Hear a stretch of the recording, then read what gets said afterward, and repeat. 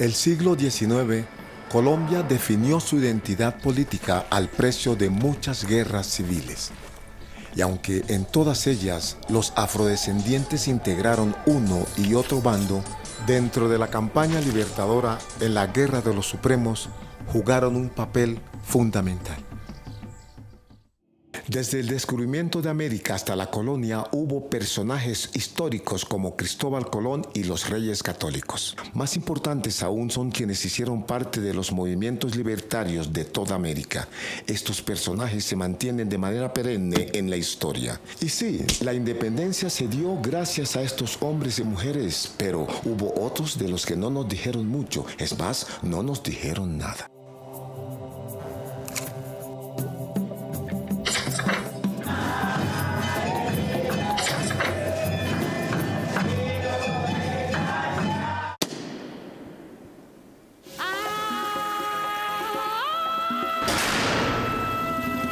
Las guerrillas del Patía.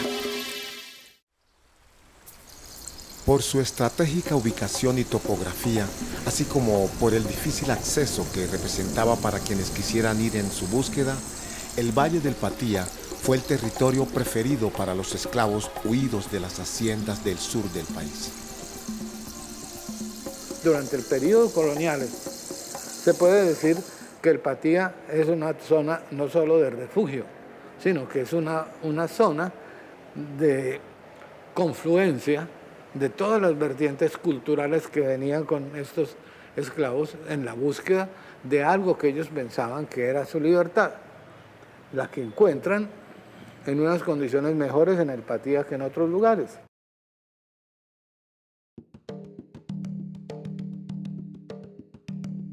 Esos ancestros llegan aquí al Patía porque ellos estaban trabajando en las minas, pero muchos huyeron de los amos esclavistas de Popayán y del Valle. Entonces, como esto era una selva inhóspita, aquí en el Patía se escondieron y construyeron palenques.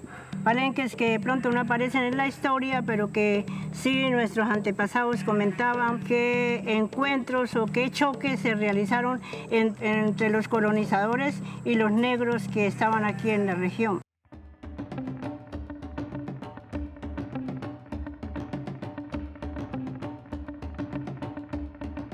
En el Valle del Patía se dio el asentamiento de una población negra, mulata y parda, que huyó de las haciendas esclavistas de la región del Valle del Río Cauca y de los diversos distritos mineros asentados en el suroccidente del país.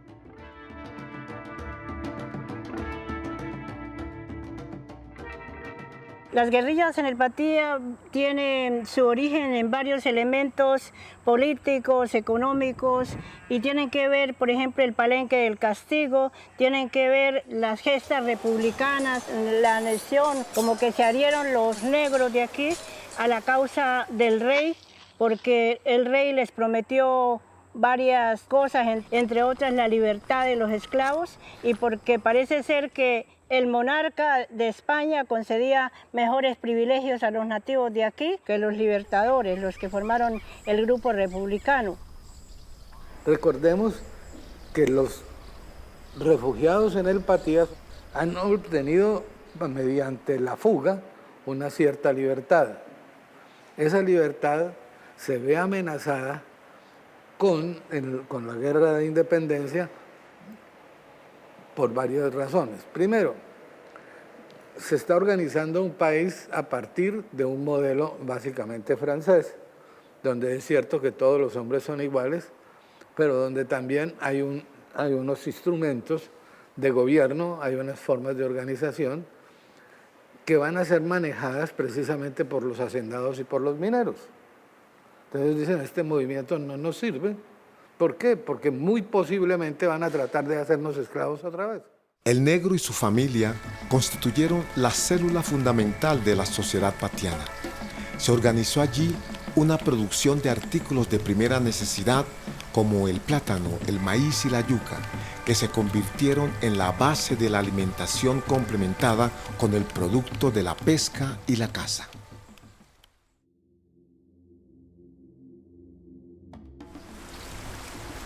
Los negros al Valle del Patía llegan porque se les escapan a sus amos en las minas del Valle de Chocó. Y eso, por ejemplo, no lo cuenta la historia como algo significativo, porque yo creo que antes de la gesta de la independencia está la independencia del negro, cuando el negro se va huyendo de sus amos, y eso es independencia. ¿Por qué no se destaca eso en la historia de Colombia? Me parece que ahí arranca los primeros atisbos de la independencia, con la huida de los negros a formar sus palenques a donde van. Y generalmente se ubican a las orillas de los ríos, por si acaso los persiguen. Y como eran ríos caudalosos como el río Patía, el río Guachicono, entonces tenían sus canoas listas para huir, ¿no?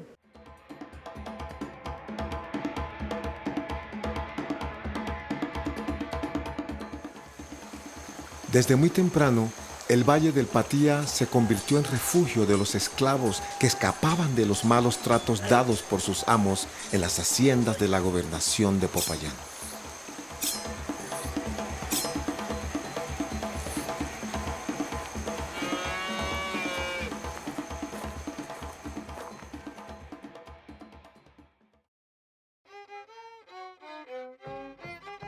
Muchas tradiciones populares de las épocas de las guerrillas del Patía aún sobreviven en la región, como es el caso de la interpretación de varios instrumentos musicales como el violín, el brujo y el bandolín. La música del Patía habla de todas las vivencias, de las actividades del campo, de la vaquería, de la agricultura. Está la vida nuestra encajada, enmarcada en estas canciones de ritmo sencillo y de origen afro.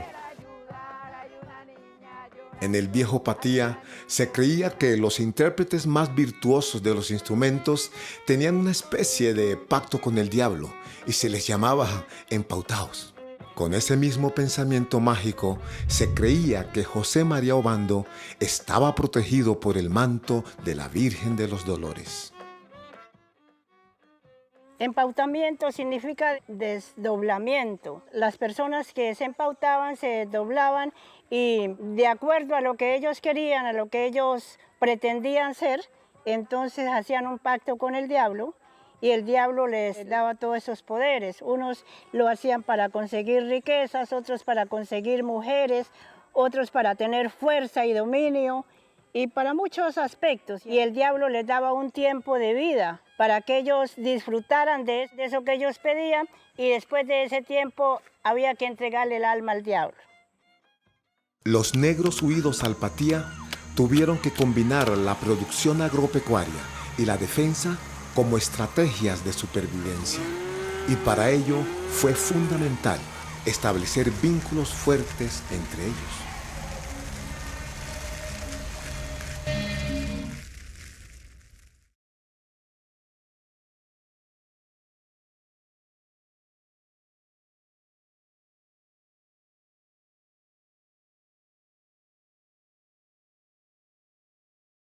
El Valle del Patía configuró una zona de difícil acceso que facilitó primero el refugio de negros esclavos huidos de las haciendas y más tarde, durante la independencia, la ubicación estratégica de facciones realistas. La topografía de Valle Interandino, los fuertes lazos entre sus habitantes y el conocimiento del territorio les permitió a los patianos vigilar y comunicar la proximidad de cualquier autoridad que fuera en su búsqueda. Al tener todos el mismo enemigo, se cuidaban unos a otros, de modo que el valle siempre estuvo vigilado de punta a punta. El Patía se hizo absolutamente impenetrable para las fuerzas que nosotros llamamos patriotas, pero que no son patriotas. Estos republicanos trataron de entrar y finalmente al llegar a tener necesidad de llegar al Patía, ya había pasado todo el resto de campaña de Bolívar en Colombia y finalmente tenía que avanzar. Ahora, ¿cómo los atacaban y cómo se defendían de esa agresión? Con lo que tenían, que eran elementos culturales básicos. eran el conocimiento del caballo. Por eso todo patiano tiene que ser un buen caballista. El conocimiento de la esgrima del machete. Estuvieron unos al mando de Juan Tumba, un hombre muy valeroso, un guerrillero comunitario que nació en Mercaderes y que formó un grupo. Establecieron una guerrilla y uno de sus objetivos era defender la causa del rey y otro de sus objetivos era como robar.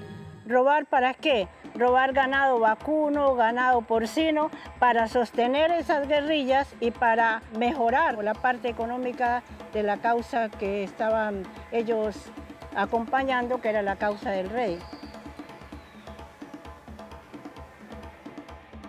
El abigeato, como se le conoce al delito de robo de ganado, fue una práctica común entre los negros patianos, aceptada entre ellos, pero mal vista por las autoridades coloniales y republicanas. Se lo vio no exactamente como desconfianza, se lo vio con temor, porque se lo vio como el soldado salvaje que podía entrar a arrasar con todo. Obviamente, como un soldado salvaje de ese tipo, cuando entraba en una batalla o se tomaba una ciudad, obviamente también realizaba las rapiñas que pudiera. Pero por lo demás no era de desconfiar, al contrario, era muy de confiar en términos de la palabra, en términos de la fidelidad, en esas otras cosas, sí era una persona muy desconfiada. El patiano fue educado para las faenas más rudas del campo: rozar, arar, enlazar ganado, montar a caballo.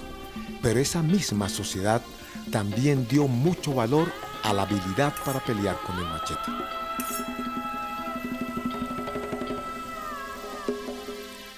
En la época antigua, cuando las guerrillas, se dice que Simón Bolívar no le gustaba mucho pasar por acá, que daba la vuelta por Almaguer, que los negros eran bravos. Y claro, la habilidad con el machete los hizo muy famosos en esas guerrillas del siglo XIX. Patía ha sido cuna de hombres guapos, aguerridos, que lucharon por la causa del rey, y en ese tiempo uno de los instrumentos o de las armas que tenían era garrochas y machetes, con eso se defendían.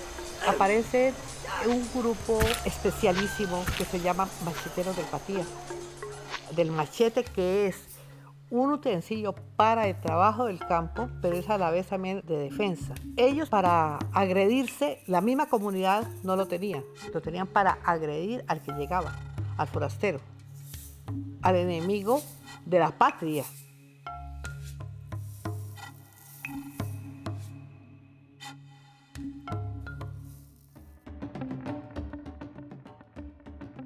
El espíritu de los patianos es el resultado de un perfecto sincretismo entre lo indígena, lo africano y lo español, después de 3 siglos de hacerle frente a la adversidad. Por eso, aún hoy tocan el violín para acompañar las cantaoras y son quizás los mejores vaquianos del país. Los patianos somos abiertos a la gente. De hecho, otra de las características del patiano es su alegría. Como buenos negros, como buenos raizales, existe ese humor innato en nosotros, y al patiano le gusta el baile y además, pues, enamorado. Considero que la herencia cultural que dejan los ancestros patianos a sus hijos, a sus nietos, pueden enseñar la riqueza de sus creencias, sus prácticas ancestrales para las curaciones, y el respeto por sus muertos, y la presencia de que los muertos siguen acompañándonos. El trabajo de la caña para hacer sus casas, para hacer sus pequeños bohíos, también el respeto a sus ancestros, el respeto a los abuelos. Creo que se resume también mucho en la palabra oral, de las artes. Las cantadoras del Patía produjeron mucha poesía y ellas van renovando o retomando los cantos arcaicos y los ponen en la actualidad.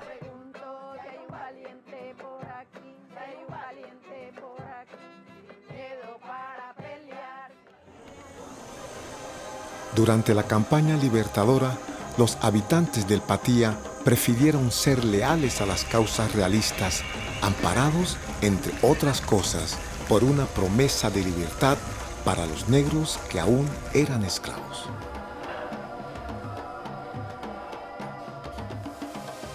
Ante la imposibilidad de vencerlos, las autoridades empezaron a hacer guiños a los jefes naturales de los patianos para nombrarlos en cargos públicos importantes.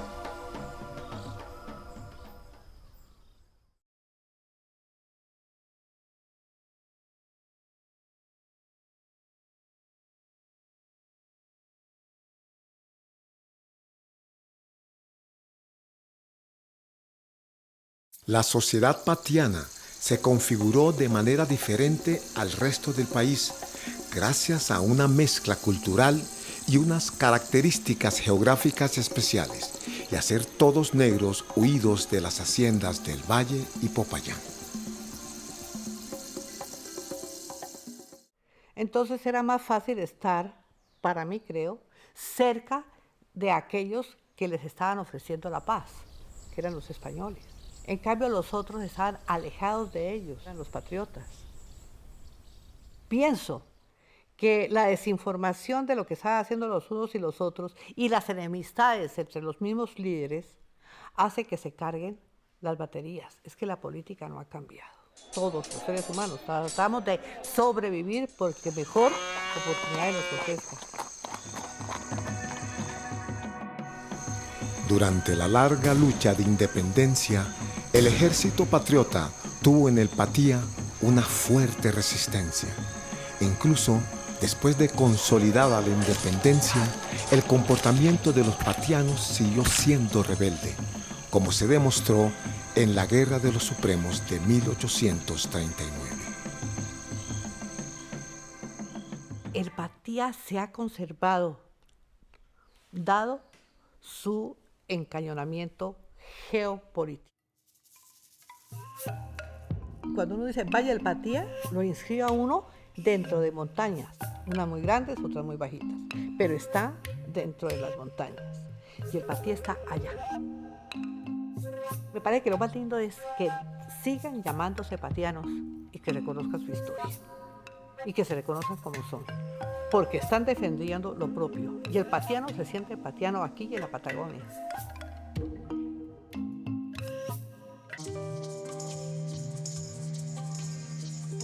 Como el caso del Chocó, el Patía es una región invisible para el imaginario geográfico de muchos de los colombianos, e incluso parece serlo para el desarrollo mismo del país.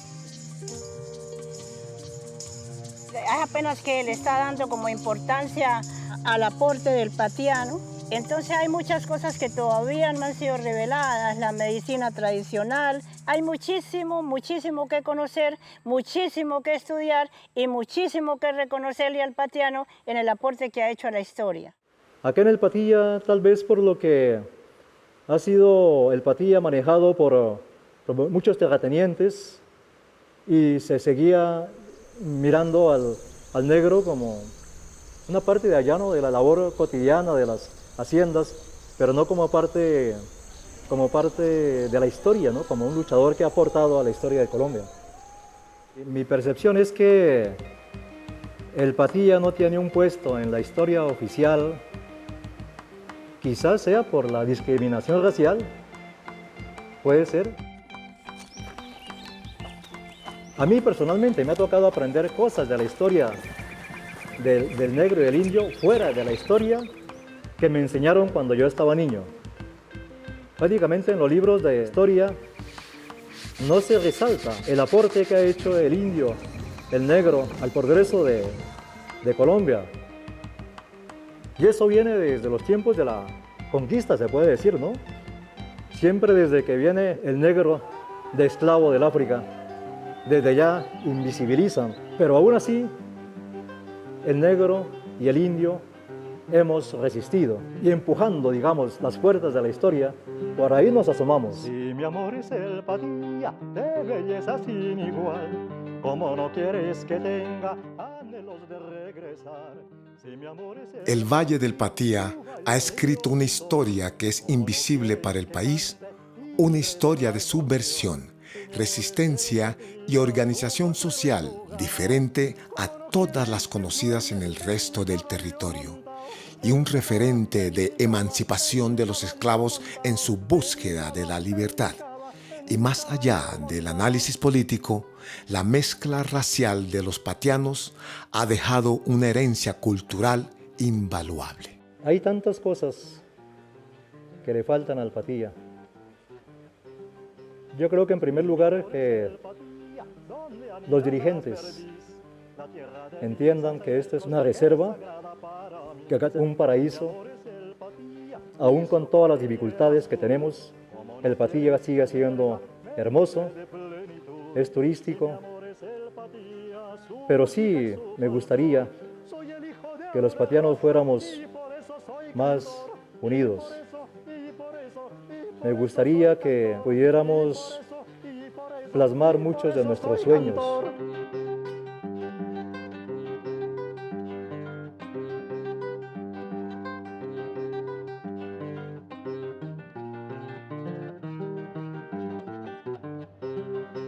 Si mi amor es el Patía que tanto me ha dado a mí, ¿cómo no quieres que ansíe vivir para... El Patía es un sitio, digamos, rebelde. Aún sigue siendo un sitio visto como de segundo orden en el Cauca, y el occidente colombiano no existe para quien hace la historia, para quien escribe la historia del país. Existe Bogotá, existe Antioquia, existe la costa atlántica, pero el suroccidente colombiano no existe, en términos de que el Patía nunca se lo nombra, ni siquiera porque dicen allá existió algo que puede tener un sentido, pero le pasa lo mismo que eternamente le ha pasado al Chocó. De vez en cuando se recuerdan que existe el Chocó, y el Patía todavía está mucho más olvidado.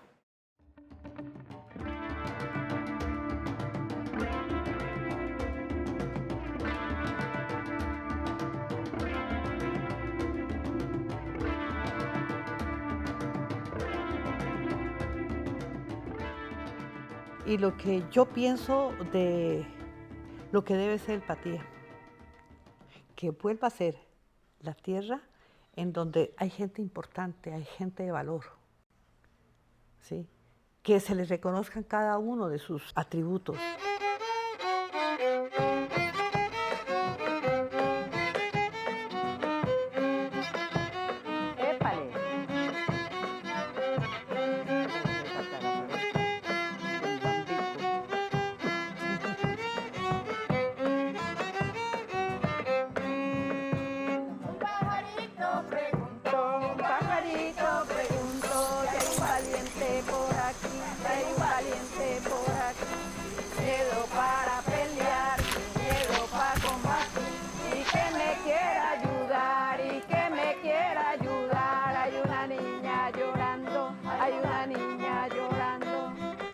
Dice que lo que enseñan las abuelas, lo aprenden las hijas, lo aprenden las nietas y posteriormente ellas lo transmiten de generación en generación. Les cantaban, pero transmitiéndole la tradición.